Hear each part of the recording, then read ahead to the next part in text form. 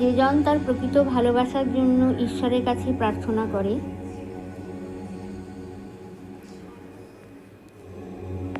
কেউ তার সত্যিকারের ভালোবাসার কাছ থেকে দূরে থাকার জন্য হতাশ এবং নিরাশ হয়ে আছে।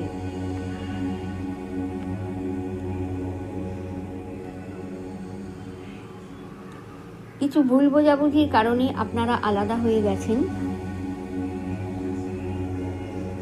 আর তাই এখন আপনি খুবই হতাশ। আপনি এখনো ওনাকে খুব ভালোবাসেন। আপনি ঈশ্বরের কাছে প্রার্থনা করছেন যাতে আপনাদের প্রতিটি পরিস্থিতির উন্নতি হয়। এই মুহূর্তে আপনাদের দুজনের মধ্যে কথাবার্তা বন্ধ। ঈশ্বর আপনাকে সত্যিকারের ভালোবাসাকে আপনার কাছে পাঠাচ্ছেন।